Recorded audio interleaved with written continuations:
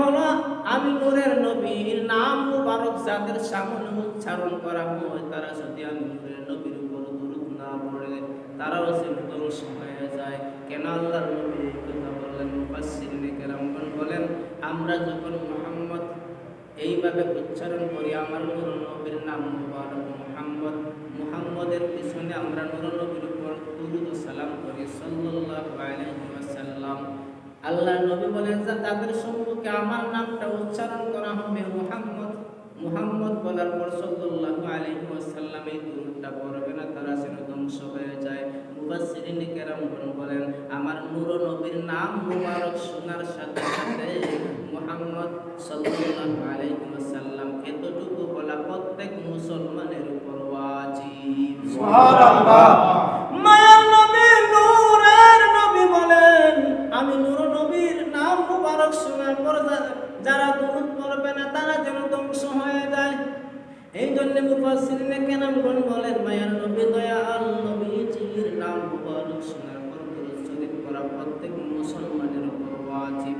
যদি নূর নবীর নাম মুবারকটা বারবার কোনো মানুষের সামনে উচ্চারণ করা হয়, মায়ার নবী নূর নবী মসজিদে নববীতে খুতবা দিবেন, এমন সময় সাহাবায়ে কেরামদেরকে বললেন, সাহাবীরা রে সামনের দিকে আগায়া বসো, সামনের দিকে আসো। সাহাবায়ে কেরাম আমরা সামনের দিকে আগাইলাম। মায়ার নবী নূর নবী মিম্বার মুবারকের প্রথম সিঁড়ি মুবারকে পা মুবারক দ্বারা আল্লাহর নবী আমিন বললেন। দ্বিতীয়বার যখন দ্বিতীয় সিঁড়ি মুবারকে পা মুবারক দ্বারা আল্লাহর নবী আমিন বললেন। তৃতীয় সিঁড়ি মুবারকে পা মুবারক দ্বারা আল্লাহর নবী আমিন বললেন। আল্লাহর নবী যখন খুতবা মুবারকটা শেষ করলেন, যখন মিম্বার মুবারক থেকে অবতরণ করলেন, নেমে গেলেন, সাহাবায়ে কেরাম আমরা জিজ্ঞেস করলাম, ইয়া রাসূলুল্লাহ, নবী গো, ওগো মায়ার নবী নূর নবী, আপনি তো খুতবা মুবারকে যখন উঠবেন, সিঁড়ি মুবারকের মধ্যে যখন পা মুবারক রাখলেন, আপনি কেন আমিন বললেন? জীবনে তো আপনি এরকম কাজ কোনোদিন করেননি। মায়ার নবী নূরের নবী বলে, সাহাবীরা রে আমি যখন মিম্বরের সিঁড়ি মুবারকের মধ্যে প্রথম পা মুবারকটা রাখলাম, জিবরাইল আমিন আসলেন।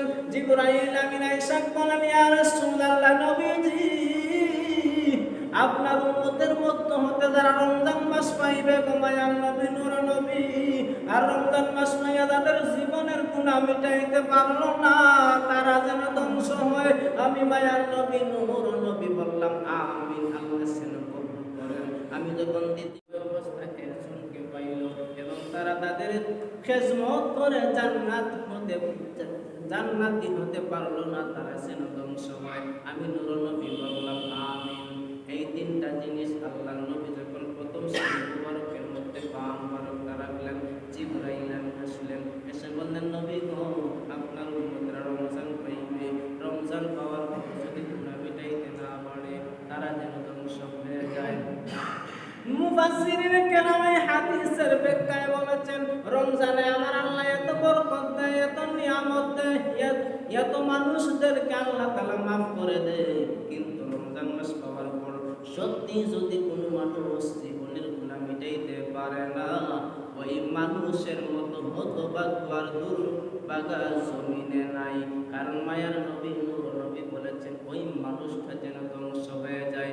এই হাদিসের ব্যাখ্যায় এসেছে, রমজান মাস আসলে আল্লাহ তাআলা প্রতিদিন মানুষের একটা দোয়া কবুল করেন। সুবহানাল্লাহ। রমজান মাস আসলে আমার আল্লাহ পাপিষ্ঠ শয়তানটারে বন্দী করেন, যাতে মানুষের ভালো কাজ করে, মানুষের ন্যায় আমল করে, মানুষের মালিকের কাছে জীবনের গুনাহগুলি অনুতপ্ত করে তওবা ইস্তেগফার করে আল্লাহ তাআলা প্রতি রমজান মাসের প্রত্যেক দিন হাজার হাজার জাহান্নামীদেরকে জাহান্নাম থেকে মুক্তি দেন। এই জন্য মায়ার নবী নূর নবী বলেন, রমজান মাস আসলে আমার আল্লাহ জান্নাতটাকে সুন্দর করে সাজায়।